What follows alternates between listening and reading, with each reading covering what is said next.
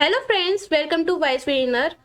आज हम पढ़ेंगे कक्षा 7 हिंदी की मल्हार पाठ्य पुस्तक। तो आज के वीडियो में हम क्लास 7 हिंदी की नई किताब का पहला पाठ शुरू करने जा रहे हैं। माँ कहे एक कहानी। यह बहुत ही सुंदर कविता है। माँ कहे एक कहानी। इस कविता में एक छोटा बच्चा अपनी माँ से कहानी सुनने की जिद करता है कि माँ मुझे कहानी सुनाओ। तो बिना देरी के इस चैप्टर को शुरू करते हैं, आगे देखते हैं। चैप्टर फर्स्ट, माँ कह एक कहानी। माँ कह एक कहानी, बेटा समझ लिया क्या तूने मुझको अपनी नानी। बच्चा अपनी माँ से कहता है, माँ मुझे कहानी सुनाओ। बेटा समझ लिया क्या तूने मुझको अपनी नानी। माँ मजाक में कहती है कि बेटा क्या तूने मुझको अपनी नानी समझ लिया है जो मैं तुझे कहानी सुनाऊं। कहती है मुझसे यह चैटी, तू मेरी नानी की बेटी। कह माँ कह लेटी ही लेटी। चैटी का मतलब है बेटी और लेटी ही लेटी मतलब लेटे लेटे। तो कहती है मुझसे यह चैटी मतलब बच्चा कहता है माँ मुझसे ऐसा कह रही है कि तू मेरी नानी की बेटी, मतलब आप तो मेरी नानी की बेटी हो, यानी आप भी तो किसी की बेटी हो। सही बात। कह माँ कह लेटी ही लेटी, माँ कहानी सुना दो ना, लेटे ही सुना दो। बच्चा कहता है कि माँ लेटे लेटे ही कहानी सुना दो ना। राजा था या रानी, राजा था या रानी, माँ कह एक कहानी। बच्चा उत्सुकता से पूछता है, मतलब एकदम खुशी से पूछता है कि कहानी में राजा था या रानी, राजा था या रानी। माँ कहती है, बच्चा फिर से जिद करता है, माँ मुझसे कहानी सुनाओ, मतलब माँ मुझे कहानी सुनाओ। बच्चा बोलता है माँ कह एक कहानी। बच्चा बोलता है कि माँ मुझे कहानी सुनाओ। तू है हटी मानधर मेरे, सुन उपवन में बड़े सवेरे, तात भ्रमर करते थे तेरे। हटी, हटी का मतलब जिद करने वाला, और मानधर का मतलब बहुत प्यारा।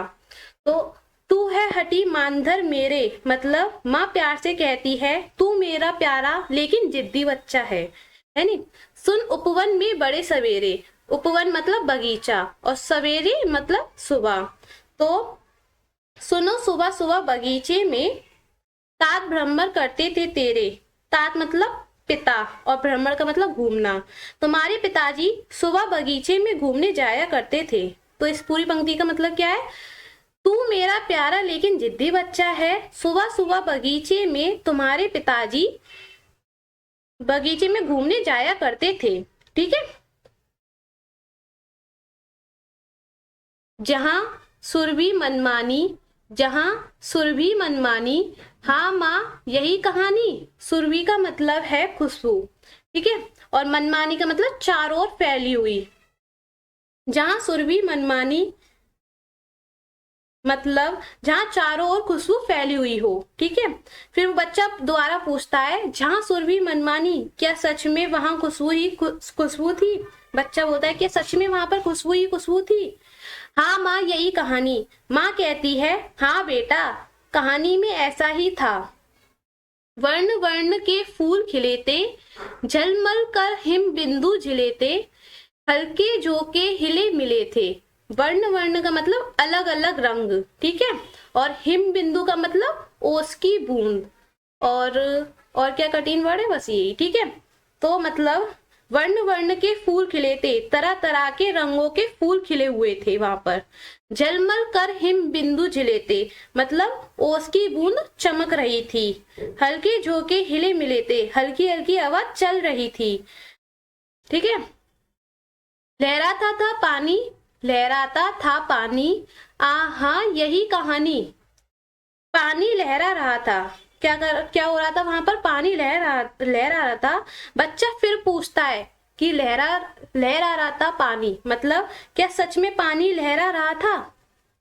माँ कहती है, हाँ हाँ यही कहानी, मतलब हाँ बेटा कहानी में ऐसा ही है। ठीक है।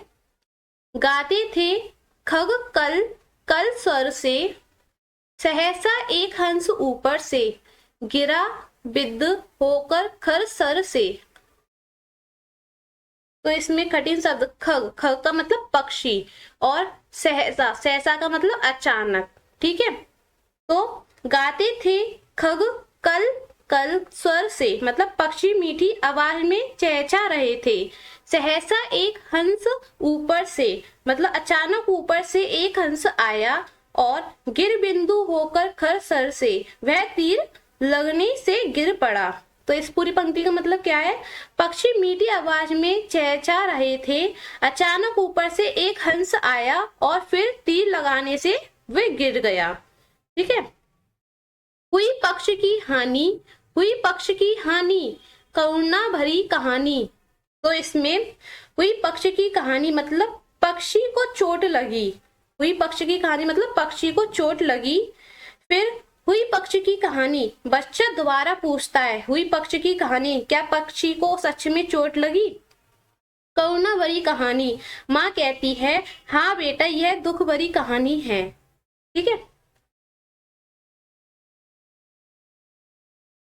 चौंक उन्होंने उसे उठाया, नया जन्म सा उसने पाया, इतने में अखेटक आया। तो यहाँ पे अखेटक का मतलब है शिकारी। क्या है? शिकारी है नी। तो चौंक उन्होंने उसे उठाया मतलब तुम्हारे पिताजी ने चौंक कर उस हंस को उठाया, एकदम चौंक कर उसे उठाया।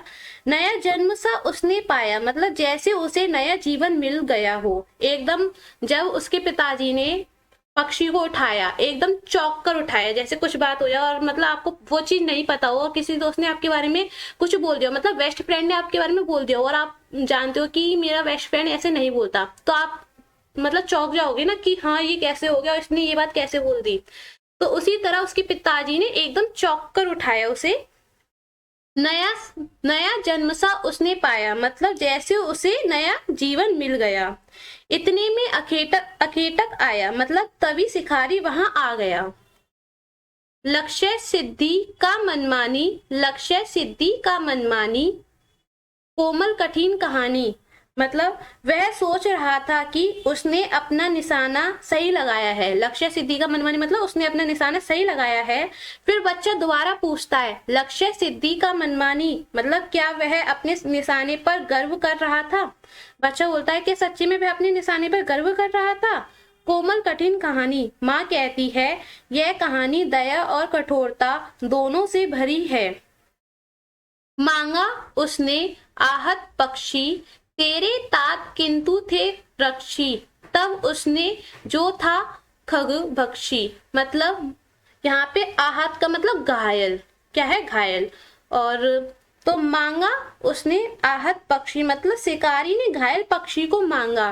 तेरे तात किंतु थे रक्षी, लेकिन तुम्हारे पिता उसकी रक्षा कर रहे थे।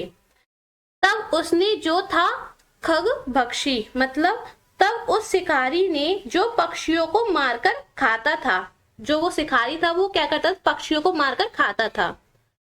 हट करने की ठानी, हट करने की ठानी, अब बढ़ चली कहानी। मतलब हट करने की ठानी का मतलब है उसने जिद करने का निश्चय किया। फिर बच्चा दोबारा पूछता है हट करने की ठानी, क्या उसने जिद की? बच्चा बोलता है क्या उसने जिद की? अब बढ़ चली कहानी। माँ कहती है हाँ अब कहानी आगे बढ़ती है। हुआ विवाद सदैव निर्दय में, उभय अग्राही थे सब विषय में, गई बात तब न्यायालय में। मतलब हुआ विवाद सदैव निर्दय में, दयालु पिता और निर्दयी शिकारी के बीच झगड़ा हो गया। ठीक है। उभय अग्रही थे सब विषय में, दोनों अपने अपने पक्ष पर अड़े थे कि ये मेरा पक्ष, मतलब मैं अपनी जगह सही हूँ और वो अपनी जगह सही है। तो दोनों अपने अपने पक्ष पर अड़े हुए थे। कई बात तब न्यायालय में, गई बात तब न्यायालय में, आखिरकार मामला न्यायालय में पहुंच गया। ठीक है। अब आगे देखते हैं।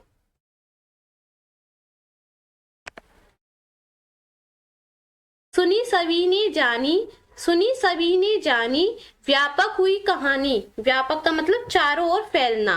ठीक है। तो सुनी सभी ने जानी मतलब यह कहानी सबने सुनी और सबको पता चल गई। फिर बच्चा दोबारा बोलता है, पूछता है माँ से सुनी सभी ने जानी, क्या सच में सबको यह बात पता चल गई? व्यापक हुई कहानी, माँ कहती है हाँ यह कहानी चारों ओर फैल गई। राहुल तू निर्णय कर इसका, न्याय पक्ष लेता है किसका, कह दे निर्भय जय हो किसका, सॉरी जिसका, कह दे निर्भय जय हो जिसका, मतलब राहुल तू निर्णय कर इसका। तो राजा ने कहा राहुल तुम इसका फैसला करो, न्याय पक्ष लेता है किसका, न्याय किसका साथ देता है, कह दे निर्भय जय हो जिसका, मतलब निडर होकर बता दो जीत किसकी होनी चाहिए, एकदम बिना डरे बता दो कि जीत किसकी होनी चाहिए, है नी। सुन लू तेरी बानी, माँ मेरी क्या बानी, मैं सुन रहा कहानी। तो सुन लू तेरी बानी मतलब मैं तुम्हारी बात सुनना चाहता हूँ। माँ मेरी क्या बानी, बच्चा कहता है माँ मैं क्या कहूँ, मैं सुन रहा कहानी, मैं तो बस कहानी सुन रहा हूँ। कोई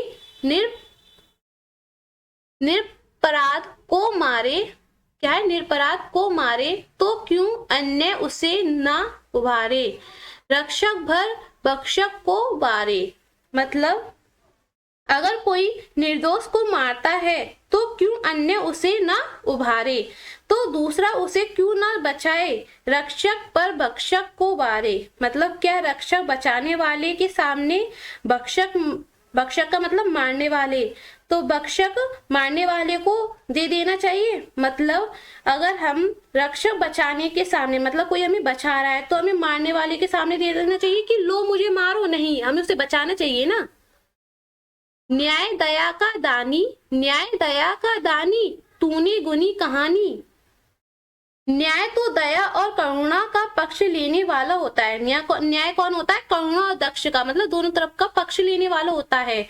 तो बच्चा फिर से पूछता है क्या न्याय सच में दया का साथ देता है, तूने गुनी कहानी, माँ कहती है तुमने समझदारी से कहानी समझ ली, इतने अच्छे से उसने कहानी समझी ना। तो इस कविता की कवि का नाम क्या है, मैथिली शरण गुप्त। कौन है, मैथिली शरण गुप्त ने लिखी है, ठीक है। तो ये कविता किसने लिखी थी, इसके कवि कौन है, मैथिली शरण गुप्त। तो इस कहानी में हमें यह शिक्षा मिलती है कि न्याय हमेशा दया और सत्य का साथ देता है। न्याय जो होता है वो हमेशा सत्य और दया का साथ देता है। हमें हमेशा निर्दोष की रक्षा करनी चाहिए, है नी। यह कविता हमें करुणा, न्याय और सही निर्णय लेने की सीख देती है। तो हमें क्या करना चाहिए, एकदम मतलब सही का साथ देना चाहिए, है नी। कवि से परिचय। मैथिली शरण गुप्त द्वारा रचित कविता का यह अंश माँ कह एक कहानी उनकी काव्य कृति यशोधरा से लिया गया है। यह माँ यशोधरा और बेटे राहुल के बीच संवाद शैली में रचा गया है। मैथिली शरण गुप्त का जन्म चिरगांव झांसी उत्तर प्रदेश में हुआ था। 15-16 वर्ष की आयु में ही वे कविता करने लगे थे। प्रारंभ में ब्रज भाषा में और फिर हिंदी में आजीवन लेखन कार्य करते रहे। स्वतंत्रता आंदोलन में उनकी रचनाओं ने लोगों में देश प्रेम की भावना जगाने का काम किया। राष्ट्रकवि के रूप में इनकी ख्याति सर्वविदित है। इनकी अधिकांश कृतियों में भारत की धार्मिक, सांस्कृतिक, ऐतिहासिक और राष्ट्रीय चेतना के स्वर है। साकेत, भारत भारती और यशोधरा उनकी काव्य कृति हैं। ठीक है, तो आज की वीडियो यही समाप्त होती है। अब हम अगला चैप्टर 2 पढ़ेंगे, तो आज की वीडियो यही खत्म करते हैं। ठीक है,